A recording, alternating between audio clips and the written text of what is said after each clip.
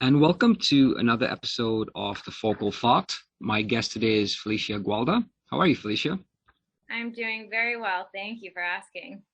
Great. I'm glad to have you on the show today. So you are an energy mentor, and I love that title. I'm really excited to, speak about what that entails. You are a Luminous awareness practitioner and are AARM certified, which means that's Adult Attachment Repair Model. That's a certification. And you've got tons of experience working with, the embodied experience of getting to total freedom of the spirit, which is really important. And you do transformational shifts with your clients. So welcome to the show. Thank you. Thank you so much for having me. No, for sure. And I think this is something that's really important because I find too often we really focus on cognition and our mental state and the intellect. There's too much sort of emphasis on getting good grades in school, learning things from an intellectual standpoint, and put into the shadow is the embodied setting, which is dealing with the body, the physical aspect. And it's really athletes who might sort of get into that space. And then there's the spirit, which is really important as well, because it's sort of the philosophy that we're spiritual beings having a human experience rather than humans trying to sort of achieve spiritual attainment. And that again is sort of put into the shadow. We really might hear about that if we're sort of active in our local religious worship, the church that we go to, or if we're sort of agnostic, if we might get into sort of the Deepak Chopra kind of material, with consciousness and spirituality, things like that. So I wanted to know, how did you sort of get into working with energy and particularly with spirit? Like, did you have some sort of influence lead you there, or did it just sort of come into happenstance? Yeah, well, I would say that it was a series of events. But deep down, I think I was always searching for the path of spirituality. I think I had an idea in my mind for a very long time that in order to go down that path, you had to, go to India or somewhere like that and study with a guru. And that's just not the reality of it. So it really took me hitting some low points in my life to recognize that you can have guides and teachers, and they don't have to necessarily be across the world, because ultimately there's a teacher within each of us. And I think I needed to reach a certain breaking point in my life to recognize that I have a level of power, I have a level of control over my own life. And it wasn't until I had that recognition that I was able to actually shift into a space where I was available to start receiving some guidance that could help point me deeper inside this internal world that we all have. And it's funny because when we access that place, that's where we start opening up to these greater realizations and to the cosmos and to a lot of these mystical experiences that people may have heard about when you start talking about spirituality. And while that's a huge component of it, I would say that, just like you touched on, the other component is this human body, right? It's not about just opening and leaving the human experience and leaving the human body to this place where it may feel peaceful and free of suffering. It's about coming all the way through. So we're accessing these expanded states of awareness, these expanded states of consciousness, but we're bringing our human body for the ride. And that includes our mental faculties, right? Our cognition, our rational mind, our ability to problem solve. And it includes our will center, our capacity to make choice, to use discernment with how we approach the world. It includes our emotional body, where we can experience the full range of human emotion, the full spectrum, from the ones that don't feel as good, like grief and sadness and anger and all of those, to happiness and bliss and connection. It's being able to walk through the world when we're accessing our full bodies with these expanded states of awareness, that we can be in human relationships as well, where we can be in these deep, intimate, connected places with other people. And I think that's a huge part of being a human being on this planet, because if we weren't in these bodies, we'd just be living in this beautiful, open, spiritual place, but we are in these bodies. And so part of the whole journey is having a human experience and being able to use these vessels in their full capacity.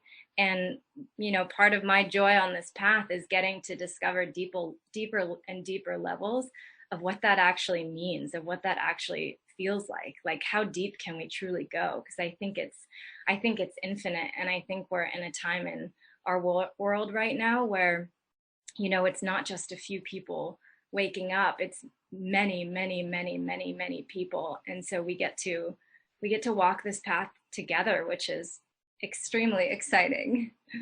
Sure. So for you, the ultimate, or the truest human experience is a balance of all three, right? The body, mind, and the spirit. Absolutely. Do you, from what I've read, our ancestors had the way of, the path to spirituality. It's something that they were well grounded in. Do you feel it's been lost along the way in certain sort of cultures and traditions, and especially with status quo? Mm. Yes, absolutely. I think that's something that has definitely happened. I don't think, I don't hold lost as permanent, because I think as we tune into ourselves, we start to turn our awareness back on ourselves and start to uncover this deeper sense of who we are.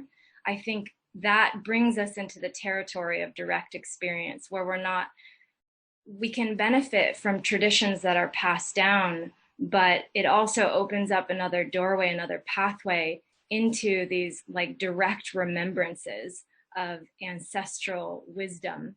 And we can access these incredible medicines from that place, which, I think is just a really cool thing that we can do that.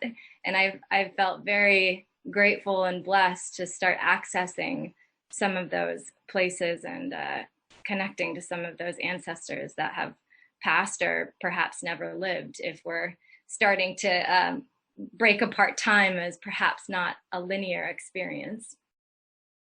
Correct. Yes. And, maybe a better word I should have used rather than lost is maybe forgotten, because it's not something that's permanent, like you're saying. And, I felt, especially in, traditional schooling, we teach children mathematics, history, geography, science, etc. Again, it's for the intellect.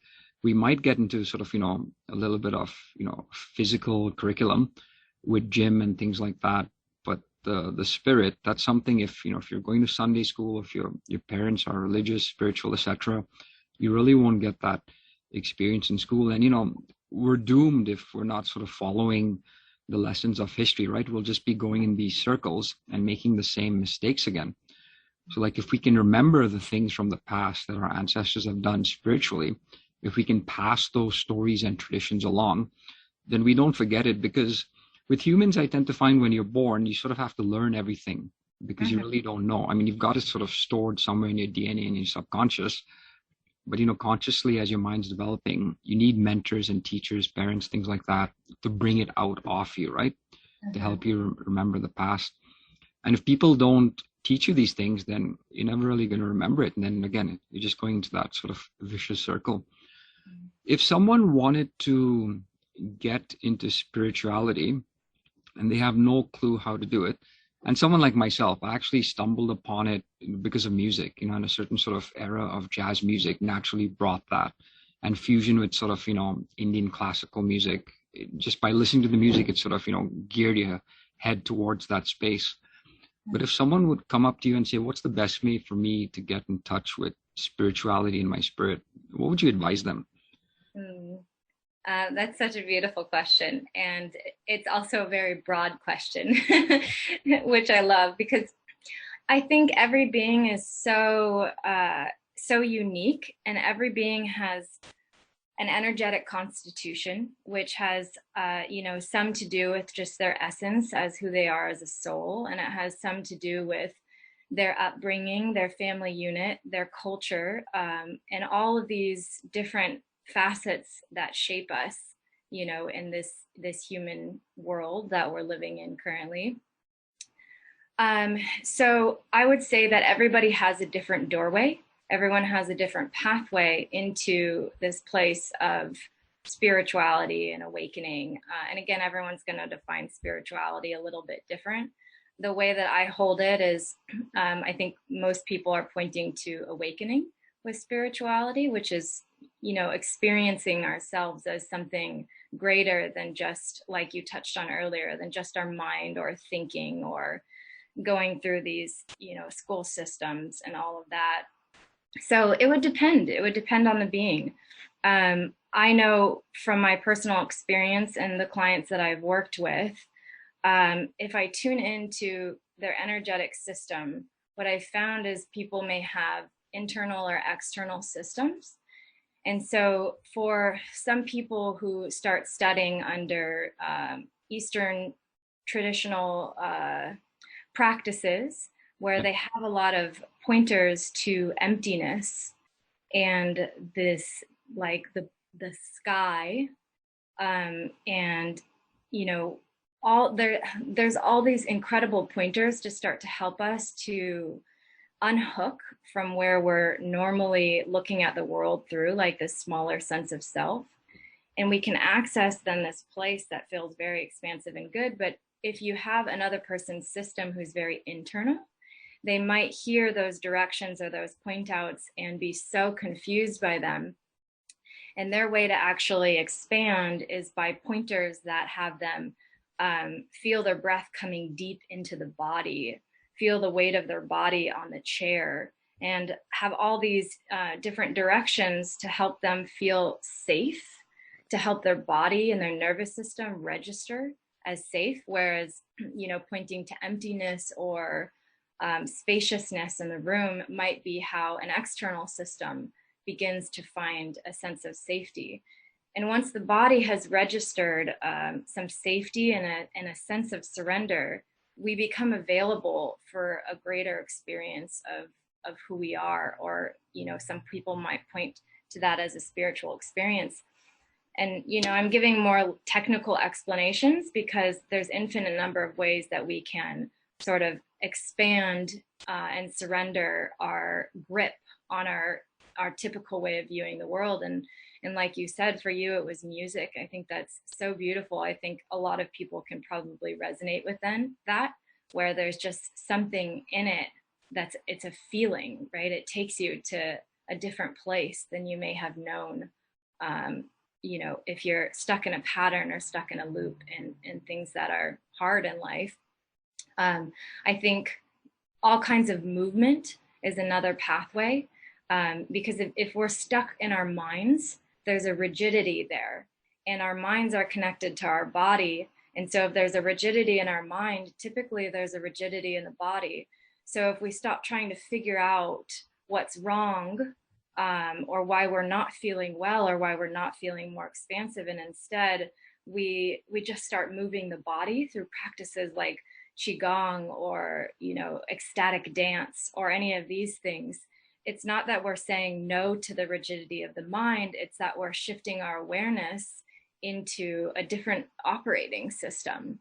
And as the body begins to have more sense of flow and ease, the mind, it's going to ripple. The mind will be impacted by that, and it will start to sort of help us to release our hold on old ways of being, especially ways that we've been conditioned into. And it's kind of been the norm, right? If we've ever been a kid and gone to school, which a lot of us have. Yeah. Mm-hmm. I like that you mentioned that, because you actually explained why music got me into spirituality, because there's that essence of surrender, which I really didn't pinpoint and think about, because this is not something that you can sort of in your mind, intellectualize and get yourself there. You almost have to submit to something that will carry you there, right? So for me, it was music.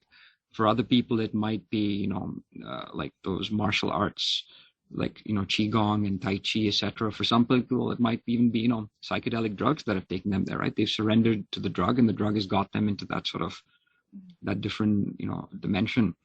So that surrender is important, because you can't force yourself to get into spirituality, right? Mm. Yeah, and the other thing I would bring in too is sitting with other people who have reached a level of embodiment or realization through their own system who can remind us of what that feels like. Because I think all of us are very energetic and intuitive beings, and we are mirrors for each other. And so we sit in front of somebody who feels like they are safe, who feels like they are grounded and present in their body, who has an open heart and genuine compassion for the other person's well-being. What can happen then is we can begin to feel safe enough to process some of the backlog of the traumatic experiences that we may have gone through early in our life that is actually blocking our access to what you may call like a more like expansive spiritual experience. So I found that working with practitioners or creating a network or community where you can be present with one another and real with what's happening in the moment, rather than what might happen in the future, or like looping in what has happened in the past, but actually really being with our emotions and these stuck energetic places in our body. Those can unwind. So, and I'll come from an attachment lens too, just because that's some of my background. Is I think as little kids in the world, there is a phase of life where we're very dependent on our caregivers. And if we don't actually receive all of the things that we need, and it doesn't have to be perfect, but I think a lot of developmental steps get skipped just because, of our lineages and what all of our parents and their parents and their parents have been through. There's just places where there's gaps.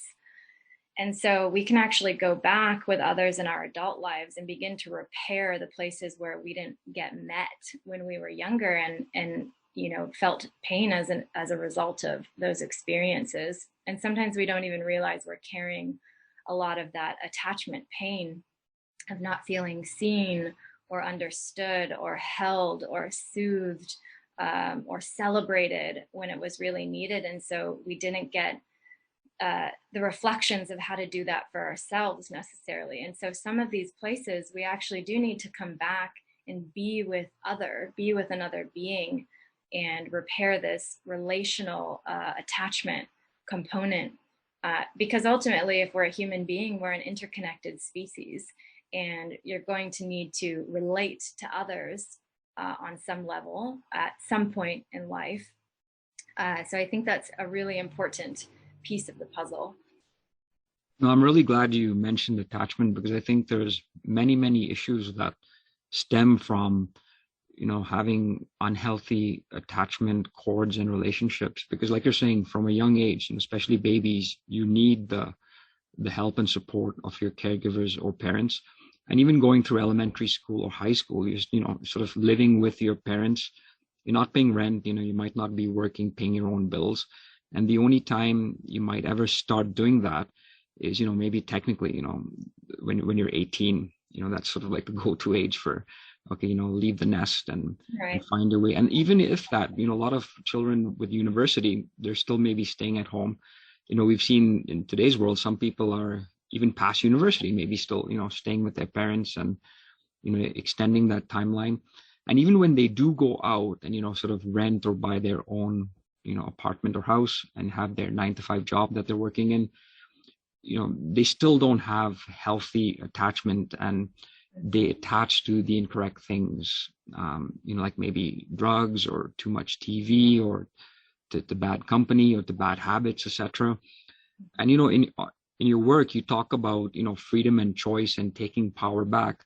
You can only really take the power back if you're sort of secured and you have a strong foundation in your spiritual side, right? Yeah, I think that's a big part of it. I think for me, where it all starts is setting an intention. Like part of claiming our own power can be even through choice. So if you're in a point in your life that feels so stuck, whether it's in, you're working the 9-to-5, or the relationships aren't panning out, or there's financial issues, or whatever it is, in any moment you can decide that you're ready and willing to do something different, even if you have no idea what that looks like, how it's going to go, where you should be looking. Just making that decision in that moment is putting yourself in alignment for the universe to start bringing you experiences that can help you to rest deeper in your body, in a place like in alignment to the life that you actually want to have, that you want to create. So you don't even have to know the steps, but using your will to make choice, like just how I named it, is one way that you can start like catalyzing catalyzing this domino experience of everything that needs to happen to bring you into a space of peace and well-being in your life. So all it needs is just that awareness to get your will to make that intention for your own choice. That's the first sort of step right there. Yeah, I would say that's like step one of claiming your power, right? Because sometimes we can get so overwhelmed of like, oh my gosh, there's all these things that I need to do. I need to heal. Like, how am I ever going to figure out like what I want if I don't know what I want? And we can get a little bit lost in that and overwhelmed. So I always just like to start with a simple step. And sometimes it's the simplest places that are the most potent, the most powerful. And we're so used to looking at this tangible reality of, I know I'll be doing well when XYZ, or I know I'll be happy, or I know I'll feel good about myself if, the relationship comes, if the money comes, if I can find the right job. And so that can feel like a lot. So just making the decision is like, that's something we can claim ownership of choice. And from there, then we can start to explore what is happening in the present moment, turning the awareness from looking out at the world to looking back at ourselves to see, are we holding tension in our body? Are we feeling sadness? Are we feeling something that we haven't given ourselves full permission to express because we've been told through a lot of our upbringing and cultures that it's not okay, it's weakness to actually face some of these painful places within ourselves. And often it's those places that we're not facing that are actually the very thing that is keeping us stuck in these perpetual cycles of suffering. So that would be step two, is really, really getting truthful with ourselves about what is happening in the present moment without needing to necessarily change it or fix it, but to feel it in a way that feels safe. And I know you mentioned earlier too, a lot of us will turn to addictions or television or food or unhealthy behaviors to try to feel better. And I think that is us making it, and it's making an attempt at self-soothing when we never got the signals and the example of soothing from another, or maybe we did, but we didn't get it often. Maybe that was being raised in a household where there was a lot of stress or anxiety, and our caregivers had very high stress nervous systems. So that's the signal that we're getting. So then we grow up into these adult bodies and we don't know how to access this sense of soothing. And so we'll turn to external realities as strategies to feel better. And I don't like to hold them as inherently bad. I think actually it was the best that we could do with the tools that we had currently. And we can continue to grow on those so that we don't have to turn to them, but we can start to embody a sense of safety and well-being through our nervous system that isn't dependent on these external things. Does that make sense? Yeah, no, and I agree with you. I definitely don't think this is something bad. Humans and all of us, we've got this energy that needs to go somewhere. And when we're young, it's just, we've got our parents and caregivers who are absorbing this energy for us. So we're used to, them sort of as an outlet. But later on, when they're not there available for us, we don't know who to send this energy to. So we take it out on these unhealthy behaviors. When really it should be, I think, like a martial arts discipline where you learn how to face your emotions and this energy that needs to go somewhere, and align it purposefully, and put it somewhere where it'll develop into healthy habits and healthy behaviors, because it's very easy to take it out on, you know, junk food, etc., things like that. But it's, you know, it's a little bit more work and effort to take it out on a yoga class, or, you know, reading a good book, or, you know, developing something, you know, better for your brain. It's much easier to play a video game than it is to do a crossword, right? So it's Yeah, just that energy management, I think. yeah, I agree with you. And I think another part of it too is, you know, part of these bodies that we're in, there's a primal component, there's a survival component. And so it sounds weird to say, but when we've been living inside a cycle of feeling anxious or not feeling good enough or worthiness stuff or levels of like uncomfortability in our body, and we're used to turning to those strategies for soothing, there's a familiarity though there. So even though our rational minds understand that we want something different, that we want something that feels better, that we know there's something there, there has to be something there that feels better, our bodies actually feel okay with the way things are going because it's familiar. In survival, our survival primal bodies like familiarity. So until they're feeling something that's giving them a sense of safety, they'll protect us from actually accessing some of these more uncomfortable or painful emotions or the stuck energy that, you're right, it needs to go somewhere. And unfortunately, when we're stuck, it's like cycling back on itself until we get that signal of safety. And there's so many different ways we can access that. Yes, and I'm sure, you know, the body doesn't care, or maybe doesn't know where that feeling's coming from. It just wants that feeling, right? So whether it's from drugs, or, you know, something opposite to drugs, it just wants that relief quick, fast, and doesn't care about the source, right? Yeah, exactly. Yeah, they're just all strategies. Correct. You know, you speak about the abundant life, and I'm glad you mentioned that, because this is something you say, you know, purposefully we can choose to have an abundant life by being, you know, aligned with our heart and soul. Um, so if, you know, if someone's come to this point now, you know, they've understood, okay, there's something more outside of my ego, outside of, you know, the immediate tunnel vision lens that I've got. Now I want to sort of align myself to my heart and to my soul slash spirit. How might you advise them on doing something like that to get into alignment with their own essence? Mm-hmm. So I would say that you can kind of split it up into two different parts. So let's split it up into three different parts. So there's the healing aspect, which, to be able to come into deep alignment with our hearts, typically there are a lot of places that have been wounded that are looking for healing, that are looking for a sense of compassion and understanding, maybe another person there to understand and to be present with it. There are places that are looking to express that we've been holding on to from the past, and we've talked a little bit about that. So there's that component that I don't think that we can skip past that one, because it will come up at some point. It's going to keep coming up to catch us because our bodies are holding it. So if we want to be in a fully embodied experience in alignment with our hearts, leading the show with our essence being front and center, then that is one part of the whole pie, I guess you could say. Yeah.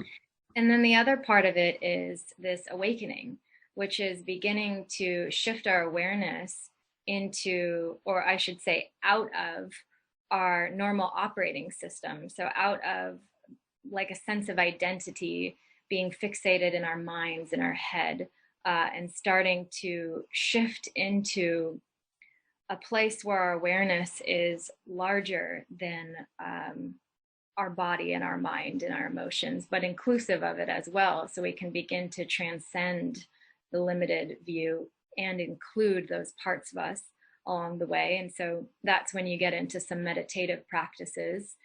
And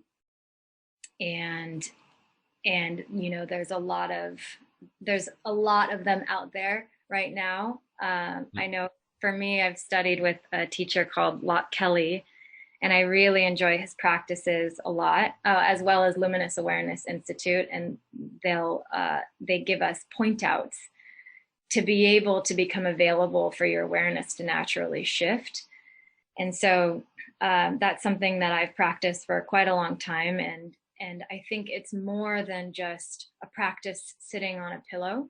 It's being able to integrate these glimpses of these higher states of awareness into our everyday life.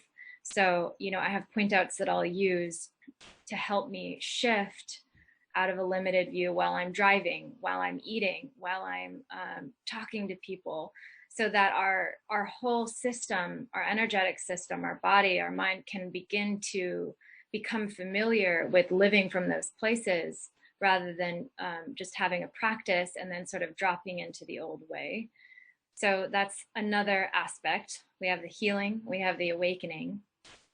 And then what's kind of integrated through both of those things is action, but aligned action. So rather than taking action in the world, whether we're, on dating apps to find a partner, or we're out there job searching, or, whatever the action is that we're taking, getting really curious about where we're taking it from. So are we taking action from a place that's trying to fill a void or fill a hole? Or are we taking action from a place that is in support of our well-being? And even though the action might look the same, those are two very different energies, and they're going to produce very different results. And the quality of our experience while we're taking those actions is going to be very different. So it's all very woven together, because it's if we're talking about healing, we're moving into self-reflective awareness and seeing what's happening in the present moment. And that tool is going to serve us so well, because ultimately it comes back to the self. And that's going to take us the deepest. So one of the things that I do with my clients is I give them practices that they can do, or action that they can take, but stemming from like getting really clear on why they're taking action. Like, what is their vision? What are they moving towards in the positive, rather than keeping any awareness on what they're running away from, I guess you could say. Got it. Yeah. And that sequence is important, right? Healing first, and then getting awakened, and then that aligned action. Mm-hmm. Yeah, I think there's a beautiful way that they weave together, and everyone's path looks just a little bit different. And I think it can play out that way, just like you said, for many of us, like the healing first, then the awakening, and then the action kind of woven in. I was surprised to find along the way, well, I'll back up and say this. For me, awakening and healing went hand in hand. So I kind of rode both of those streams at the same time. But I've also seen, my partner, for instance, he had a huge awakening. He had a near-death experience. And so he blew way out into this like incredible place. And for him, he had to come back to his body and come back to healing to be able to fully integrate his awakening. So I have actually seen it go both directions. And I think there isn't necessarily a right way. There's just the way that it happens for you once you've set the intention to come into alignment and to live a life in abundance where you truly feel free, no matter what's happening externally, no matter what's happening in the world around us, but that you can carry that sense of freedom through you, through your state of being, through who you are. Wow, you make it seem so very simple and easy. All you have to do is set the intention and then just surrender. I feel like it makes it accessible, and there's a truth to it. Like it really does line things up. And sometimes, we like complexity. We're used to complexity. And so sometimes we'll skip over the easiest thing. But truly, it's like, that's what put this entire journey in motion for me.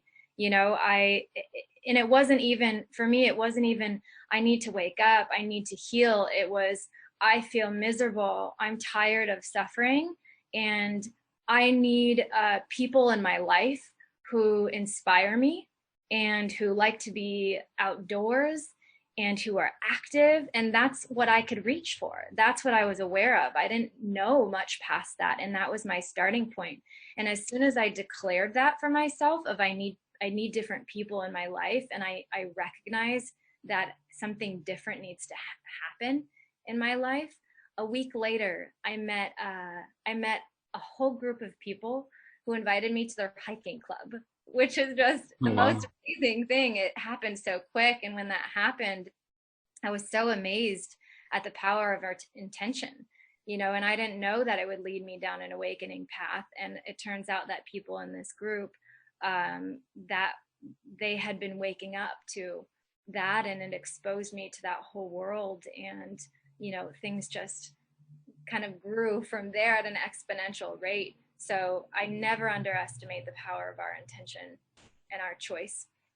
Yeah, I mean, you just change the frequency slightly and the whole channel changes, right? So, Yeah, definitely. absolutely.